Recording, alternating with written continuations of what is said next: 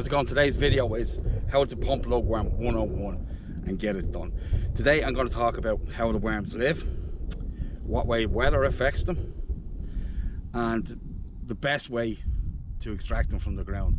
So first of all, I've drawn a little diagram just to get started here. The lugworm live in these tunnels here,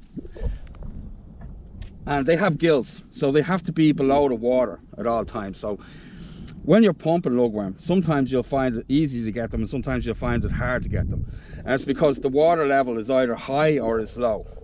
And if the water level is low, the worm will be further back in the tunnel like this, with its head down in the water, where the gills will be in the water and it can stay alive. And when the tide's up, its head will be up and it could be feeding or whatever, so it's easier to get when the tide's coming in. Lugworm don't forage. They're like earthworms, more or less exactly the same, but they live in the sea. So they wait for stuff to fall into the tube there that I just showed you, seaweed, whatever, bits of dead animals, whatever, and they feed on that and they turn it into lovely nutritious sand for the other worms and organisms that live here, phytoplankton, other stuff like that. So everything is in the chain here, and the lugworm is a big part of it. They don't forage or anything like that, but they do migrate, and in the autumn, on the full moon and the big tides, they make themselves into a spiral and they come up out of the holes and they let the tide carry them wherever they want to go. And at this time they're breeding, so this is how lugworm move around and colonize different beaches and stuff like that. So when they're breeding, they're rolling around, they're like little corkscrews. I've seen this a couple of times in my life when I'm pumping in the dark and stuff like that, and I just came down with a bucket and just picking them out of the water. It was about this deep. If it's sunny and really hot, you're going to find it a hard time to get the worms out of the ground. If it's raining, you can forget about it as well, because they don't like fresh water and you can't find the casts. So an overcast, cool day in the morning or the evening, not hot, is the best times to dig worms, usually on an incoming tide. So when they're in this tunnel here and we come along with the pump like this, what we're really doing is we're not actually like sucking them up through this, we're kind of intersecting them like so and sucking them straight out of this bit here. And often or not, you'll miss them and you'll make a cavity here and the worm will fall into that, and it will take 2 or 3 pumps or so to get the worm or so. So this is why you don't get them every time at first pump. Sometimes you will, most of the time you won't though. And like I was saying, if the water's low, the worm will be further back this way and you'll have to pump more times to make draw the worm forwards. And yeah, it'll take you a while to pick them up because you made a bigger hole. Here we have the surface of the sand. There we have the lugworm's burrow. There we have the water level. And over here is the vertical line here. That'd be the pump standing like so. This is the angle you need to pump at, which is about 45 degrees.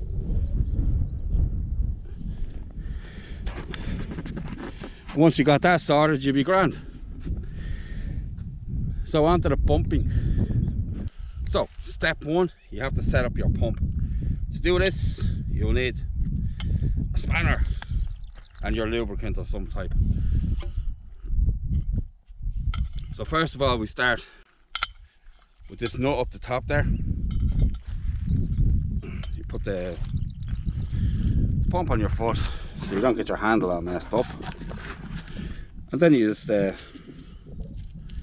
adjust the nut until you get the suction that you want. So you're going to have to put this on a rock here, no mud on it, there's no suction there, still no suction, so we keep going. And what we're looking for is enough suction that it's easy to move the handle, and enough suction that it sucks the worm out of the ground. We're nearly there. Not yet.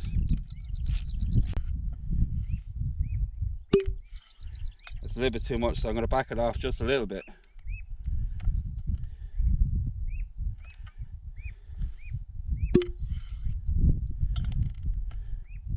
A little bit more. You can feel it holding the suction on your hand. If the suction starts to loosen, then you need to tighten up a bit more. Nearly. And then you see the handle do this, look, that's it. And then it should fall, so it may be a little bit looser.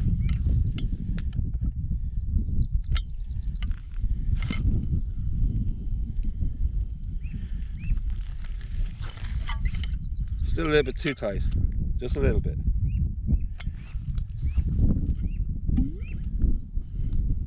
That's it there. Boom.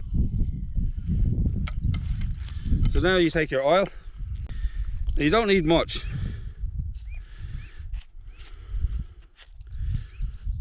And you put it in the lubricant hole right there. Just a squeeze now. That's all you need. So now you got your pump all ready to go, set up. Yeah. So when I'm pumping, I like to use 2 buckets. One is to insulate this one from the heat. This one's also to put any worms that I bust in it, so I don't waste any. The top one's got water in it, the bottom one doesn't. I put the handle up like that so I don't have to bend down constantly and pick the handle up.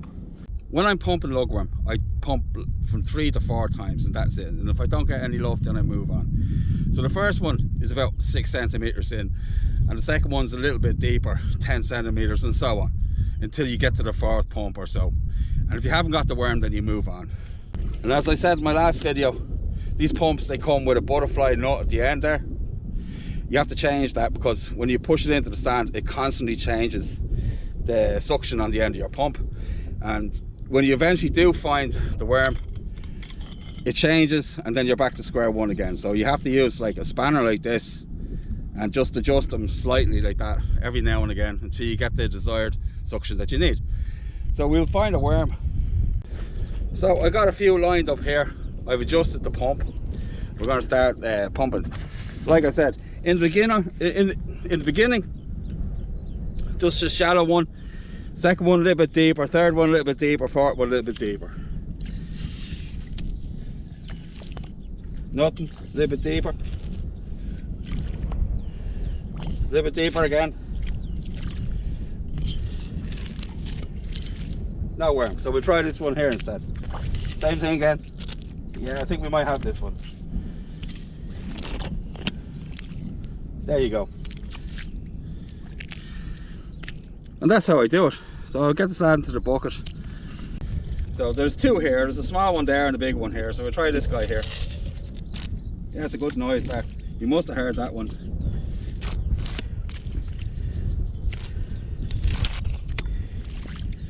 You won't always get them though. But you did this time. But it's a good chance when you hear that sucky noise that you'll get the worm.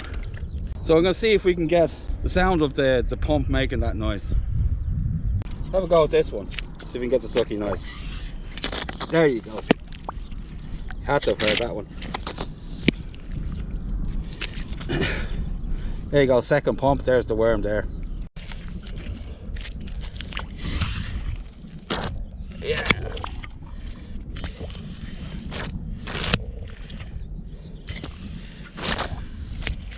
There he is. Sucky noise and all. Give this guy a go. It's a small noise.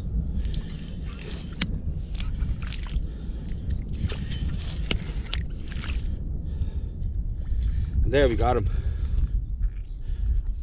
There's the worm there. If you're on a dry beach, you can forget about a pump. What you need is a fork or a spade. A fork ideally, because there's no water there to help the suction of the pump, so it's next to useless. Sometimes there'll be water below the sand and that you can get away with it sometimes, but as a rule, when the sand is dry, use a fork. If the sand is wet, use a pump. It's a game of numbers. The more worms that you try to pump, the more successful you're going to be. So speed, especially when the tide is coming in, is definitely helpful. So after a while you'll be able to distinguish between which worm is which, and this really helps when you're pumping, especially if there's a lot of worms on the ground. Get that guy there, Lash.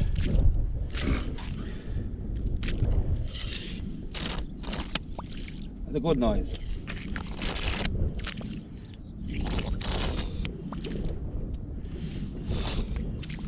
There you go. Lovely. So the sand here is quite heavy, so you have to pump quite hard to get the worm out of there. If the sand is loose, then you should pump slowly, otherwise you're going to bust the worm. Right, I'm going to pump a worm just over there, and I'm going to show you what I mean by stopping before when you reach this and pulling the whole pump, and keep your arm still and pull the pump out without moving the plunger to help draw the worm out of the cast.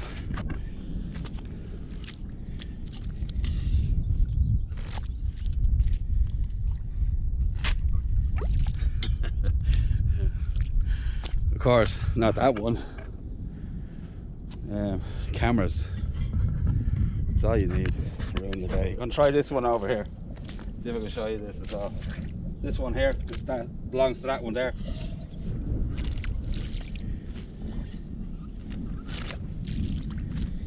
And you can see I stopped and now I lift. And there it is. Like I say, 4 pumps is all I'll bother with, unless I hear that noise and I'm 100% sure that there is a worm going to, well, 99% sure there's a worm going to come out of it. Then I'll go 5 times, but never more than 5, unless I hear that noise. Gotta go with this guy. That's good noise. There you go. I'll take an opportunity now to show you the lugworm itself. You see here on the side here, these are gills, like what you get on tadpoles, exactly the same type of deal. And the hairs come out of in between them. Can you see them there? Look, see the hairs coming out? They're the ones, they're the follicles there. And when you touch them, then they come back in, but they don't, they come out a really long way, like this far or so. There's lots of them in there. So there's like one, you see them coming out, look. Yes, you can.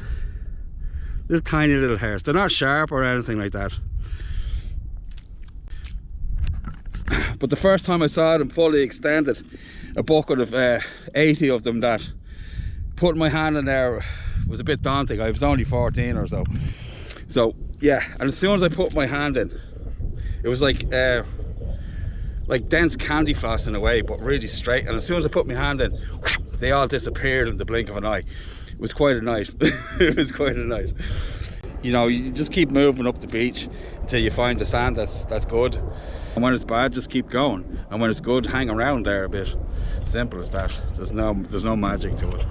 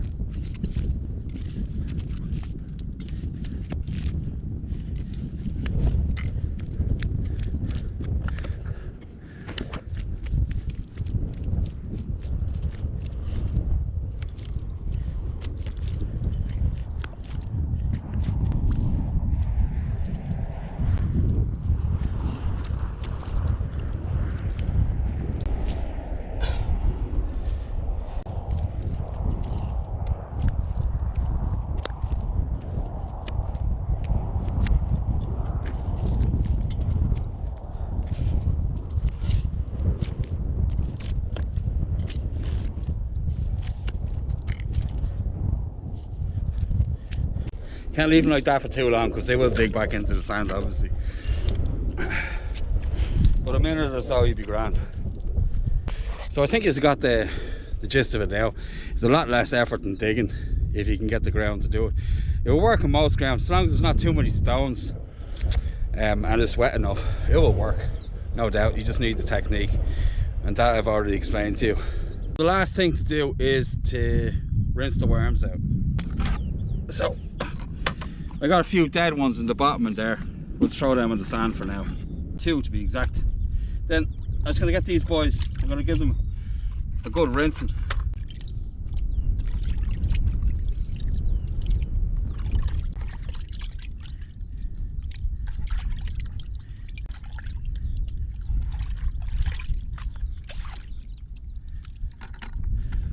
So you saw how much sand came out there. I'm going to get some more water. Just one more rinse.